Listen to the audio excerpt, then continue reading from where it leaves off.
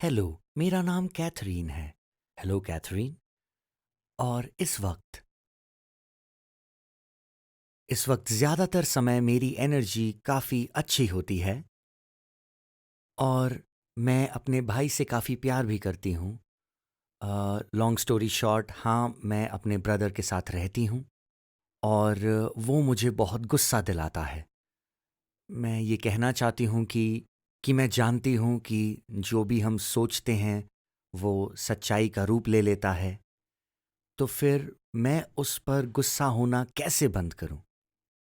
Okay, मैं समझाता हूं।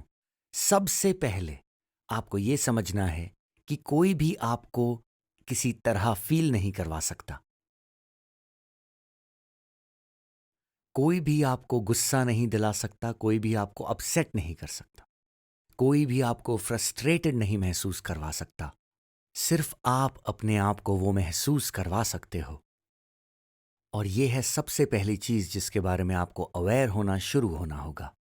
वेन डायर की एक कहावत है कि अगर आप एक ऑरेंज को निचोड़ेंगे तो आपको मिलेगा ऑरेंज जूस, ना कि लाइम, ना कि एप्पल। अगर आप इंसानों को लेते हो और उनका सार निकालते हो तो गुस्से वाले लोग आपको सिर्फ गुस्सा दर्शाएंगे।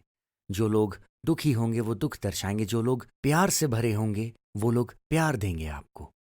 तो सबसे पहली चीज आपको ये करनी है कि आपको अक्नॉलेज करना होगा। ऐसे ही चेंज आता है चीजों में। तो एक एग्जाम्पल लेते हैं। तो अगर मैं होता आप में से किसी के भी साथ इस एनवायरनमेंट में, आप मुझे गुस्सा नहीं दिला सकते। ये पॉसिबल नहीं है। आपको यकीन नहीं होता तो आप ट्राई कर सकते हैं, पर आप मुझे गुस्सा नहीं दिला सकते। Nobody can make me angry, क्योंकि मैं वो गिफ्ट आपसे रिसीव नहीं करता, वो सिर्फ आपके पास ही रह जाता है।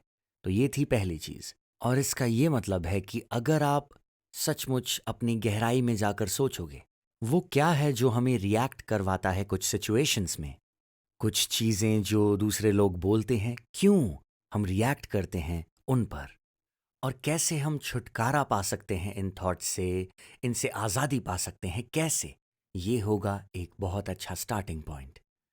जब भी कोई नेगेटिव या बुरी या फिर चैलेंजिंग चीज़ होती है मेरी लाइफ में, मेरा सबसे पहला रिस्पॉन्स होता है इंटरेस्टिंग।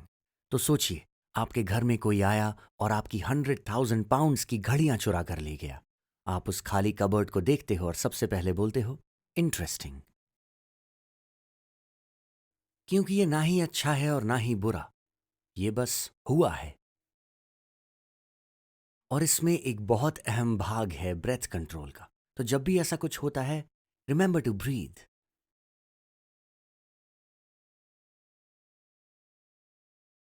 आप कितने भी गुस्सा थे सांस लेने से पहले, ये पॉसिबल नहीं है कि आप उतने ही गुस्सा होगे सांस लेने के बाद भी। अगर अभी भी गुस्सा हो, फिर से सांस लो।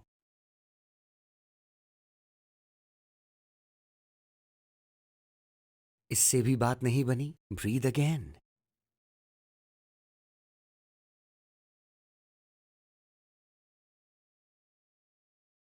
और कुछ देर बाद सारा गुस्सा चले जाने पर आप महसूस करोगे कि शायद मैं गुस्सा होना चाहता था।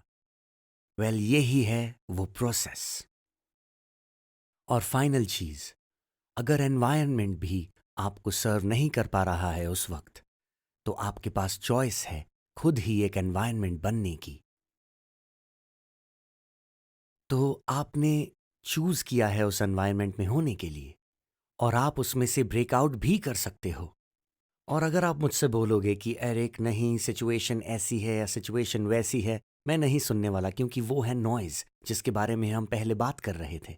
तो जब आप सच में करना चाहोगे आप कर पाओगे। जैसे कि अगर आपके सर पे कोई गन रख देगा, तब इम्पॉसिबल नहीं रहेगा। क्यों?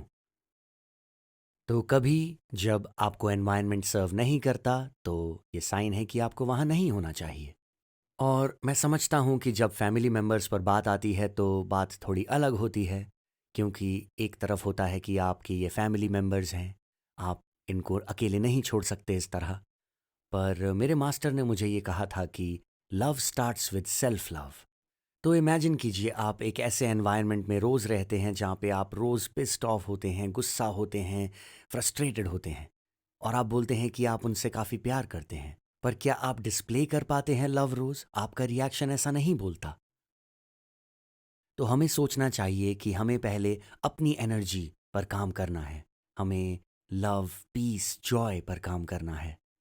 क्योंकि फिर आपके पास वो कैपेसिटी रहेगी कि आप किसी को सचमुच अपना प्यार दे सकोगे, उनका ख्याल रख सकोगे।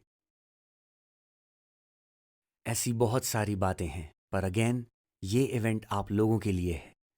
और ऐसे कई सारे खुलासे होंगे डे 3 तक जो आपको समझ में आएंगे और आपके आंसर्स आपको नेचुरली मिलेंगे।